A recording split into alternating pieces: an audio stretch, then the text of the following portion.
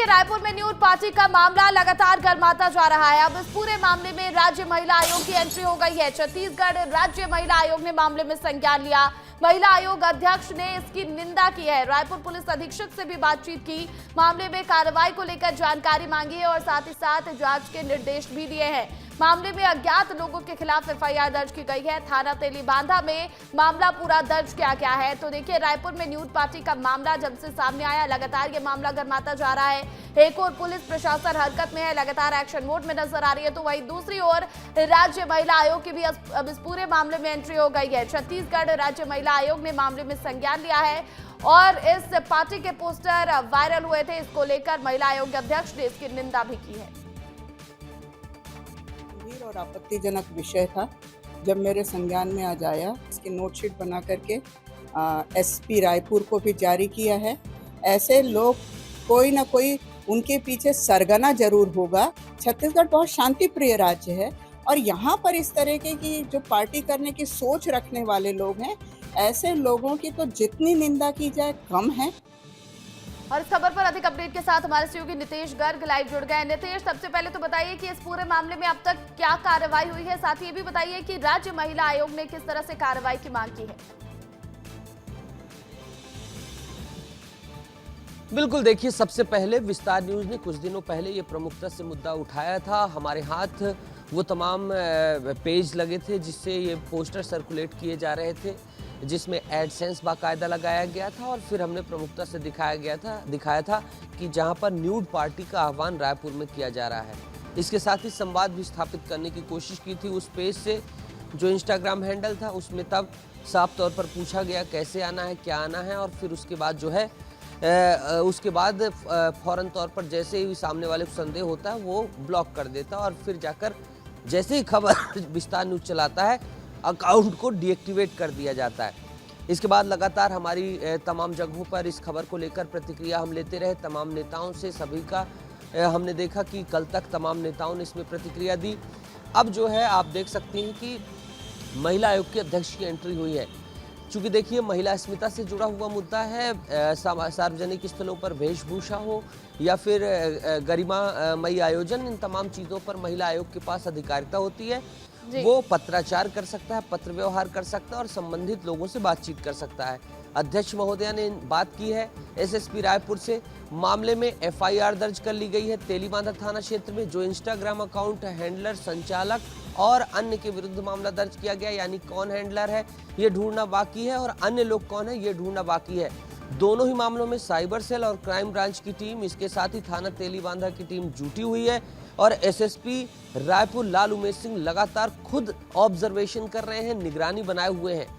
ऐसे कयास लगाए जा रहे हैं कि जिस तरीके से एक अन्य मामला हुआ था, जो stranger pool party, house party के मामले में कार्रवाई की गई, 7 लोग गिरफ्तार किया गया है, इस तरीके से इस मामले पर भी अन्य लोगों की गिरफ्तारी की जा सकती है। मेटा से कोऑर्डिनेशन लगातार कार्रवाई हो रही है और जल्द ही गिरफ्तारियां भी हो सकती हैं। बहुत शुक्रिया नितेश तमाम अपडेट के लिए। इधर 21 सितंबर को एसएस फार्म्स हाउस में होने वाली स्ट्रेंजर्स पूल पार्टी के मामले में 7 आरोपियों को गिरफ्तार कर लिया गया है, जहां फार्म्स हाउस के मालिक संतोष गुप्ता भी पुलिस की गिरफ्त में है और साथ ही हाइपर क्लब संचालक के प्रमोटर के खिलाफ भी एफआईआर दर्ज कर ली गई है और सोशल मीडिया में प्रचार करने के एवज में अवनीश गंगवानी के खिलाफ भी मामला दर्ज किया गया है। रायपुर में होने वाली strangers pool party, house party मामले पर बड़ी कार्रवाई की गई है। मामले में 7 आरोपियों को गिरफ्तार किया गया है और इन तस्वीरों में देखा जा सकता है कि ये वही 7 आरोपी हैं जिन्हें मामले में गिरफ्तार किया गया है। एसएस फार्म हाउस में ये पार्टी होने वाली थी, stranger pool party, house party इसे नाम दिया गया था और इन सभी को जो है कोर्ट ले जाया जा रहा है। संतोष जेवानी, अजय महापात्रा को गिरफ्तार किया गया है। गिरफ्तार आरोपियों में मालिक संतोष गुप्ता भी शामिल हैं। इसके साथ ही प्रमोटर, हाई क्लब संचालक जेम्स बेग, देवेंद्र यादव, दिनेश सिंह के खिलाफ भी एफआईआर हुई है। इसके साथ अवनीश गंगवानी के खिलाफ भी जो है सोशल मीडिया में इस सामग्री को प्रसारित करने के कारण जो है एफआईआर दर्ज हुई है। इन 7 को यहाँ पर हाइपर क्लब के 3 जिसमें से प्रमोटर हैं, संचालक हैं, इन्हें गिरफ्तार किया गया है। और सबसे बड़ी बात यह है कि stranger house party, pool party का एक वीडियो सामने आया था जिसमें ये सभी जो है आने वाले समय में stranger party, house party pool party जो है प्रचारित करने वाले थे। सभी आरोपी को न्यायिक रिमांड के लिए अभी न्यायालय लेके जा रहा है। हाउस पूल पार्टी करने की योजना बनाए हुए थे, उसी मामले में इनकी गिरफ्तारी की गई है और इन्हें अभी न्यायिक रिमांड प्राप्त करने के लिए कोर्ट रवाना किया जा रहा है। बहरहाल इन्हें न्यायिक रिमांड पर जो है भेज दिया जाएगा जेल में और फिर उसके बाद पुलिस न्यूड पार्टी के मामले पर भी तेलीबांधा थाना में ही कार्रवाई के लिए जुट जाएगी। वीडियो जर्नलिस्ट किशन साहू के साथ नितेश गर्ग, विस्तार न्यूज। इधर रायपुर शहर में ड्रग्स पार्टी के बाद न्यूड पार्टी को लेकर जमकर बवाल मचा हुआ है। इस मुद्दे पर राजनीति भी शुरू हो गई है। बीजेपी और कांग्रेस ने क्या कुछ कहा इस पूरे मामले में आपको सुनाते हैं। जो ये लोग कर रहे हैं वो महापाप है और इस तरह से करेंगे तो आने वाला समय बहुत कठिन होगा।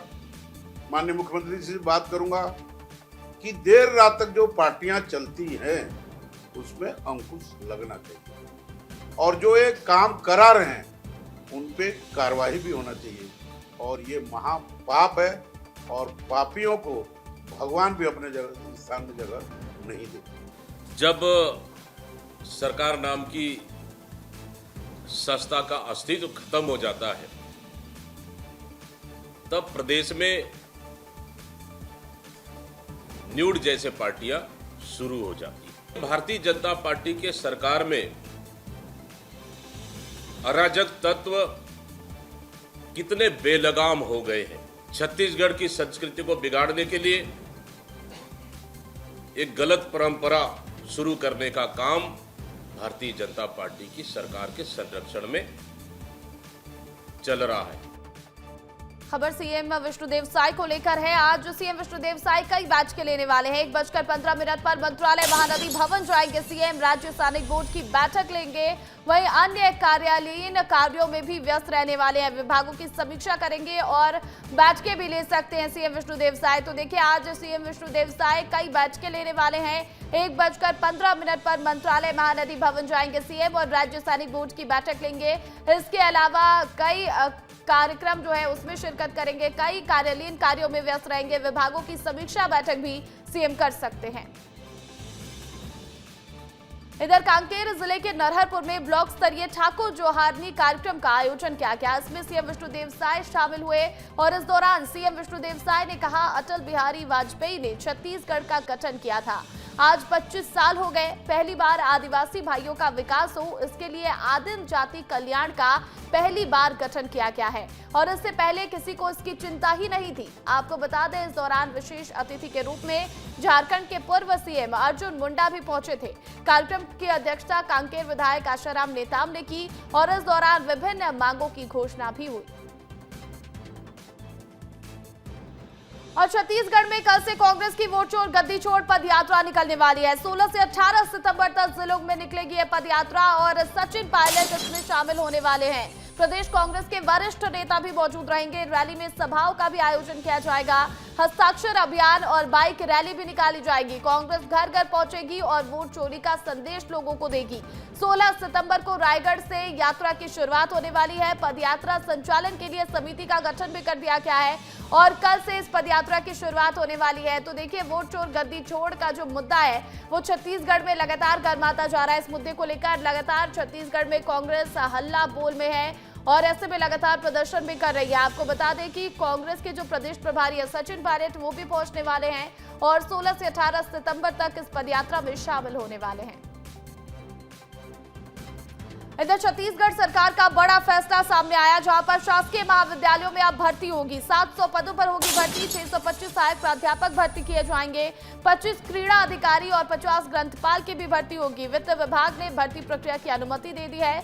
शिक्षण गुणवत्ता और शोध कार्यों को इससे बढ़ावा मिलेगा। तो देखिए छत्तीसगढ़ सरकार ने अब बड़ा फैसला लेते हुए शासकीय महाविद्यालयों में भर्ती की बात कही है और 700 पदों पर यहां पर भर्ती होने वाली है। हमारे सहयोगी नितेश गर्ग अधिक अपडेट के साथ जुड़ गए। नितेश ये बताएगा कि छत्तीसगढ़ सरकार का जो बड़ा फैसला है कितनी राहत इससे मिलने वाली है उन तमाम युवाओं को जो इस पद के लिए तैयारी कर रहे थे और साथ ही साथ कहा जा रहा है कि शिक्षण की गुणवत्ता भी अब सुधरने वाली है।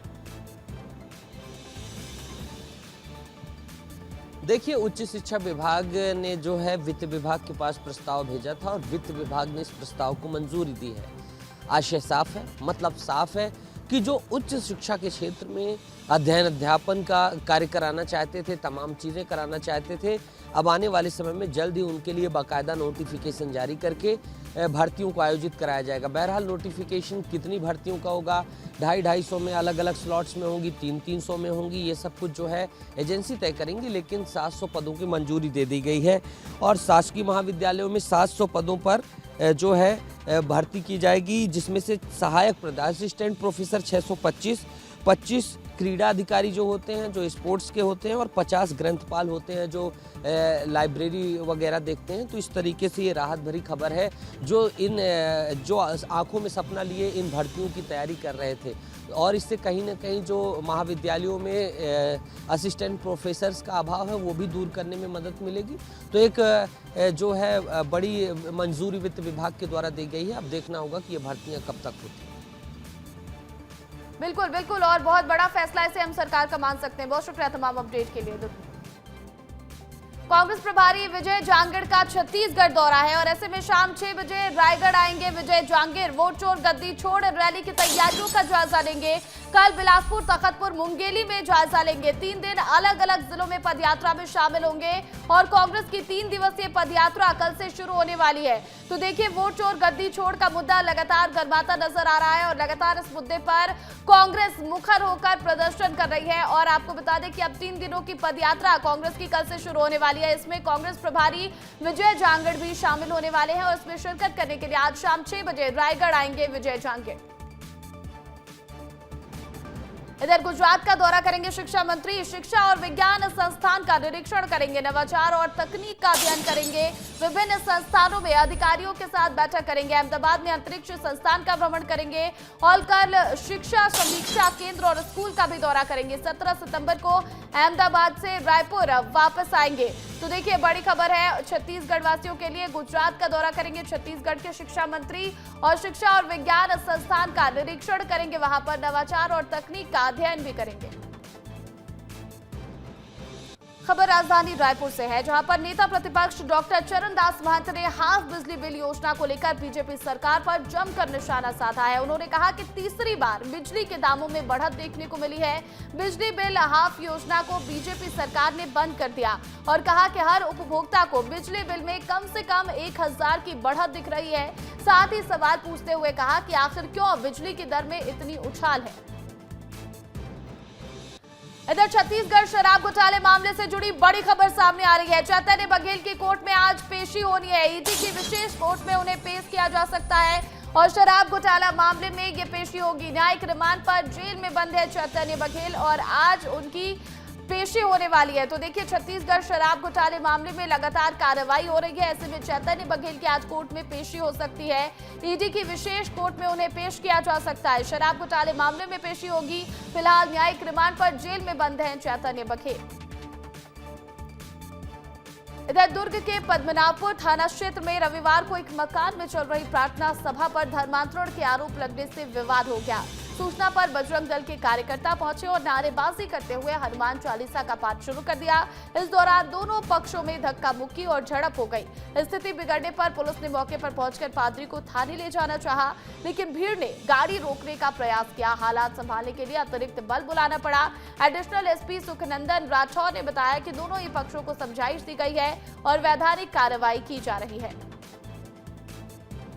पद्मनाभपुर थाना क्षेत्र में एक जगह पर प्रार्थना चल रही है, ऐसी सूचना पर पुलिस की टीम गई हुई थी। इसी विषय दो विभिन्न गुट आपस में भिड़ गए, जिस पर लैंड ऑर्डर की स्थिति निर्मित हो गई थी, जिनको अलग करके अभी विधिवत वैधानिक कार्रवाई की जा रही है। समझाइश दी गई है, सौहार्द बने रहे। देखिए, 30 साल से लग रहा है, 40 साल से, उसको हमें नहीं पता। हमको 4-5 महीने से मोहल्ले वाले लोग सभी सूचना दे रहे थे। हम लोग बहुत परेशान हो गए हैं करके, उसके कारण हम वहां पर पहुंचे और हम अंदर कोई भी नहीं गए हैं। ये पुलिस प्रशासन भी बता देगी आप लोगों को। हम जैसे ही आए तुरंत हम पहुंचे और पुलिस को हमने सूचना दिया। पूरे विषय पे मैं चाहती हूँ, जो मेरी बहनों के साथ में उसने अभद्रता किया है और जो मेरे भाई को, हिंदू संगठन के भाइयों को जो मारा है वो जॉन, उसके ऊपर में कड़ी से कड़ी कार्रवाई होना चाहिए। बड़ी खबर नारायणपुर से है, जहां पर छात्रावास में 8वीं के छात्र की अचानक मौत हो गई है। अस्पताल ले जाने पर डॉक्टरों ने छात्र को मृत घोषित कर दिया है। एनएसयूआई ने संदेह जताया है, कहा छात्रावास में बड़ी लापरवाही होती है। मेडिकल स्टाफ की अनुपस्थिति पर भी, विभाग की कार्यप्रणाली पर भी सवाल खड़े हो रहे हैं। इसी छात्रावास में पहले भी 11वीं के छात्र ने आत्महत्या कर ली थी और अब 8वीं के छात्र की अचानक मौत हो गई है। तो देखिए, बड़ी खबर है नारायणपुर से, जहां पर एक छात्रावास में 8वीं के छात्र की अचानक मौत हो गई। अस्पताल ले जाने पर डॉक्टरों ने छात्र को मृत घोषित कर दिया है। वहीं एनएसयूआई ने संदेह जताया है। एनएसयूआई ने कहा है कि छात्रावास में भारी लापरवाही होती है। इसके पहले 11वीं के छात्र ने यहां पर आत्महत्या कर ली थी और अब 8वीं के छात्र की अचानक मौत हो गई है। तो लड़का लेटा हुआ था और उसके मुंह से झाग निकल रहा था, तो उल्टी किया हुआ था ऐसा दिखा मुझे। फिर फटाफट मैंने स्टाफ को भी इन्फॉर्म किया, फिर पूरे स्टाफ आए। फिर अपन जल्दी से जल्दी एम्बुलेंस को कोशिश किए फ़ोन करने का, लेकिन वो तो आया नहीं 108। फिर अपने मेरे निजी वाहन से ही उसको जल्दी से हॉस्पिटल अपन ले गए। और हम लोगों ने डॉक्टर से बात किया तो डॉक्टर का कहना था कि हमारे तक जब पहुंचा तो बच्चे की पहले से मृत्यु हो गई थी। और यहाँ के अधीक्षक का कहना है कि हम लोगों ने काफ़ी प्रयास किया 108 को लगाने का, लेकिन कुछ रिस्पांस नहीं मिलने के कारण वो स्वयं की गाड़ी से ही अस्पताल ले गए। तो ये शासन प्रशासन पे भी एक संदेह है कि 108 की गाड़ियों को आप 10 बार भी कॉल करते हैं लेकिन कोई भी सुविधा उपलब्ध नहीं हो पाती। और 500 सीटर हॉस्टल जो जिले का एक मान्य है, बालक आदर्श बुनियादी हॉस्टल में 500 सीटर है, कोई स्वास्थ्य व्यवस्था यहाँ पे नहीं है। इधर छत्तीसगढ़ की राजधानी रायपुर में नवरात्रि को लेकर बड़ी तैयारी चल रही है। विश्व हिंदू परिषद और बजरंग दल ज्ञापन सौंपेंगे। गरबा स्थलों पर अश्लीलता रोकने की मांग की जाएगी। इवेंट कंपनियों पर निगरानी की भी मांग करेंगे। कलेक्टर को विशेष ज्ञापन सौंपने वाले हैं। तो देखिए, छत्तीसगढ़ की राजधानी रायपुर में नवरात्रि को लेकर बड़ी तैयारी चल रही है और इस दौरान किसी तरह की अश्लीलता ना हो, खासकर गरबा स्थलों पर। इसको लेकर विश्व हिंदू परिषद और बजरंग दल ज्ञापन सौंपने वाले हैं। अगली खबर सूरजपुर से है। दरअसल लोगों का आरोप है कि बिना ग्राम सभा की अनुमति के कोल खदान संचालित किए जा रहे हैं। मुआवजे और नौकरी के साथ हेवी ब्लास्टिंग को लेकर ग्रामीणों का प्रदर्शन जारी है, जहां प्रदर्शनकारियों ने प्रकाश इंडस्ट्रीज द्वारा संचालित कोल खदान के विरोध में भास्कर पारा स्थित कोल माइंस का घेराव कर आंदोलन किया है। बगैर ग्राम सभा के अनुमोदन के खदान का संचालन, सड़कों पर अवैध तरीके से खड़ा होना, जिनके कारण दुर्घटना होने का सदा भय रहता है। जो ब्लास्टिंग की जाती है वो क्षमता से अधिक इंटेंसिटी में की जा रही है, जिसको लेकर ग्रामीणों का आज यहाँ पर भास्कर पारा कोल प्रबंधन का घेराव किया गया है। इधर भारत ने एशिया कप के छठे मैच में पाकिस्तान को 7 विकेट से हरा दिया है। टीम ने 128 रन का टारगेट 16वें ओवर में 3 विकेट खोकर हासिल कर लिया। पाकिस्तान ने दुबई इंटरनेशनल स्टेडियम में टॉस जीतकर बल्लेबाजी चुनी और 9 विकेट खोकर 127 रन बनाए। मैच जीतने के बाद भारतीय खिलाड़ियों ने पाकिस्तानी खिलाड़ियों से हाथ भी नहीं मिलाया। इससे पहले टॉस के बाद भी कप्तान सूर्य कुमार यादव ने पाकिस्तान के कप्तान सलमान अली आगा से हाथ नहीं मिलाया था। पहलगाम आतंकी हमले और उसके बाद हुए ऑपरेशन सिंदूर के बाद ये पहला भारत पाकिस्तान क्रिकेट मैच था जिसमें भारत ने शानदार जीत दर्ज कर ली है। 16वें ओवर में ही भारत ने 128 रन बना लिए और 7 विकेट से पाकिस्तान को हरा दिया। आपको बता दें कि जीत दर्ज करने के बाद भारतीय खिलाड़ियों ने पाकिस्तानी खिलाड़ियों से हाथ भी नहीं मिलाया है। वहीं टॉस पाकिस्तान ने जीता था और टॉस जीतने के बाद उसने बल्लेबाजी चुनी थी। वहां पर भी कप्तान सूर्य कुमार यादव ने पाकिस्तान के कप्तान से हाथ नहीं मिलाया था और जीत के बाद भी किसी भी खिलाड़ी ने पाकिस्तानी खिलाड़ियों से हाथ नहीं मिलाया। वहीं जीत के बाद पूरे देश भर में जश्न का माहौल देखने को मिला है।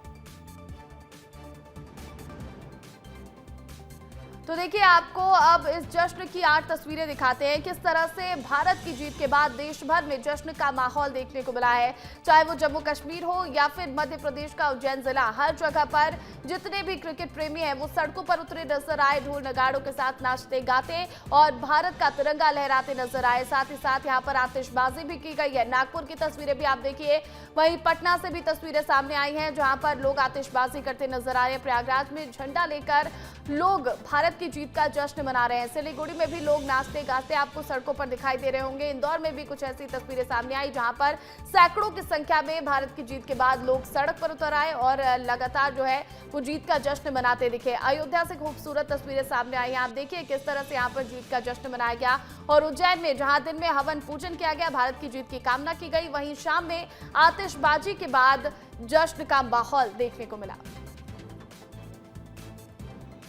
तो देखिए, पाकिस्तान के खिलाफ भारत की बड़ी जीत हुई है और जीत के बाद कप्तान सूर्य कुमार यादव का बड़ा बयान सामने आया। ये जीत पहलगाम हमले में पीड़ितों को समर्पित है, ये कहा है सूर्य कुमार यादव ने। तो देखिए, भारत ने शानदार जीत पाकिस्तान पर हासिल की है और आपको बता दें कि दुबई में एशिया कप 2025 में भारत और पाकिस्तान के बीच ये महामुकाबला खेला गया था। एक और देश भर में कई जगहों पर विरोध प्रदर्शन हो रहे थे इस मैच को लेकर, तो वहीं दूसरी ओर लगातार हवन पूजन भी किया गया, लगातार भारत की जीत की कामना की गई और भारत ने शानदार तरीके से इस मैच को जीत भी लिया। और जीत के बाद कप्तान सूर्य कुमार यादव का बड़ा बयान भी सुनने को मिला। सूर्य कुमार यादव ने कहा कि ये जीत पहलगाम हमले में पीड़ितों को समर्पित है। इधर 15 सितंबर तक रिमांड पर ड्रग्स मामले के आरोपी है और ड्रग्स मामले में कोर्ट में इनकी पेशी हुई है। नव्या मलिक, विधि अग्रवाल को कोर्ट में पेश किया गया है। ऋषि राज टंडन, मोनू बिश्नोई और हर्ष आहूजा की भी पेशी हुई और 15 सितंबर तक यानी आज तक न्यायालय ने इन्हें रिमांड पर भेजा है। तो देखिए, ड्रग्स मामले में लगातार कार्रवाई हो रही है। अब तक कई आरोपी पुलिस की गिरफ्त में हैं और पुलिस लगातार इस पूरे मामले में कार्रवाई कर रही है। आरोपियों की धरपकड़ भी लगातार जारी है और ऐसे में ड्रग्स क्वीन नव्या मलिक और विधि अग्रवाल की कोर्ट में जब पेशी हुई तो न्यायालय ने उन्हें आज तक के लिए यानी 15 सितंबर तक के लिए रिमांड पर भेजा है। नव्या मलिक और विधि अग्रवाल के साथ ही ऋषि राज टंडन, मोनू बिश्नोई और हर्ष आहूजा की भी पेशी हुई है।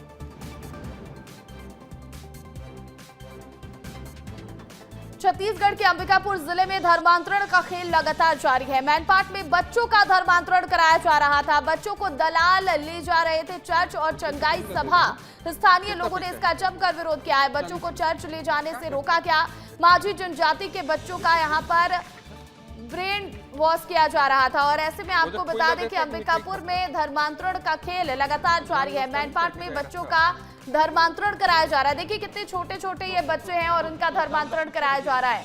तो बड़ी खबर अंबिकापुर से है जहां पर धर्मांतरण का खेल लगातार जारी है। छत्तीसगढ़ के अलग अलग जिलों से लगातार धर्मांतरण की खबरें सामने आ रही हैं। तो वही अंबिकापुर के मैनपाट में छोटे छोटे बच्चों का धर्मांतरण कराया जा रहा था। बच्चों को जो दलाल हैं वो चर्च और चंगाई सभा में लेकर जाते थे और उनका ब्रेन वॉश किया जाता था, धर्म परिवर्तन कराया जाता था। खबर पर अधिक अपडेट के साथ हमारे सहयोगी दिलीप जायसवाल फोन कॉल पर जुड़ गए हैं। दिलीप, ये बताइएगा कि इन बच्चों को कैसे बहलाया फुसलाया जा रहा था और मामले का खुलासा किस तरह से हुआ है और कार्रवाई अब क्या होगी? देखिए, जो मैनपाट का जो माझी जनजाति के जो लोग हैं वो शिक्षा की बहुत शिक्षा है, वो पढ़े लिखे बहुत कम लोग हैं और यही वजह है कि उनके जो छोटे छोटे बच्चे हैं उनको अब ये टारगेट करने लगे हैं। और यही वजह है कि ये वीडियो सामने आया है जब कुछ लोगों ने देखा कि एक महिला उनको चर्च ले जा रही थी, चंगाई सभा की तरफ ले जा रही थी, तो लोगों ने विरोध करना शुरू कर दिया। उन्हें रोक लिया रास्ते में कि आप बच्चे को कहाँ ले जा रहे हो, उनसे पूछताछ करना शुरू कर दिया। महिला संतोषप्रद जवाब नहीं देने लगी और जो बच्चे थे उनके हाथ में 20-20 रुपए पैसे थे। उन्हें मिठाई खाने के लिए कहा गया था कि तुमको मिठाई मिलेगा, चलो। तो इस तरीके से सोचिए किस तरीके से बच्चों को झांसा दिया जाता है और उनको चंगाई सभा और चर्चों में ले जाया जाता है। कुछ दिन पहले विस्तार न्यूज ने बहुत बड़ी ग्राउंड रिपोर्ट दिखाई थी। हमने खुद जाकर वहां पे मौके पर ग्राउंड में रिपोर्ट तैयार किया था, तब ये सारी बातें सामने आई थी। लोगों ने कहा था कि किस तरीके से उन्हें लालच दिया जाता है, शादी विवाह जब होता है तब उन्हें गिफ्ट देने की बात कही जाती है, बीमारियां बिल्कुल। और हमने देखा है कि एक जो पैटर्न है वो अपनाते हैं ये धर्मांतरण कराने वाले लोग और लोगों को लालच दिया जाता है, बहला फुसलाकर उनका ब्रेन वॉश किया जाता है और लगातार ये धर्मांतरण का खेल चल रहा है छत्तीसगढ़ के अलग अलग जिलों में। बहुत शुक्रिया दिलीप तमाम अपडेट के लिए। वहीं देखिए, इस पूरे मामले पर स्थानीय विधायक का बयान भी सामने आया है। आप सुन लीजिए विधायक का क्या कहना है। आज समाचार के माध्यम से मैनपाट ब्लॉक में धर्मांतरण करने का विषय सामने आया है। इस पे जांच होंगी और जांच के उपरांत जो भी तथ्य इसमें सामने आएंगे उस आधार पर दोषियों पर कार्रवाई किए जाएंगे। फिलहाल जांच के बाद ही पता चलेगा कि ये जो शिकायतें आई हैं इसके पीछे क्या मामला है। इधर सरगुजा संभाग में जंगली हाथियों का आतंक लगातार जारी है। रात भर वन विभाग अलर्ट जारी कर रहा है। 25 हाथियों का दल यहां पर विचरण कर रहा है। कनक नगर में हाथियों का झुंड पहुंचा हुआ है। राजपुर के धंधापुर में फसल को नुकसान हाथियों ने पहुंचाया है। थाली बजाकर ग्रामीण हाथियों को दूर भगा रहे हैं। हाथियों की लोकेशन व्हाट्सएप ग्रुप में शेयर कर दी गई है ताकि लोग सतर्क रह सके। तो देखिए, सरगुजा संभाग में जंगली हाथियों का आतंक लगातार जारी है। जो ग्रामीण हैं वो डरे हुए हैं, दहशत में हैं। वहीं रात भर वन विभाग ने अलर्ट भी जारी किया है। 25 हाथियों का दल पूरे इलाके में विचरण कर रहा है।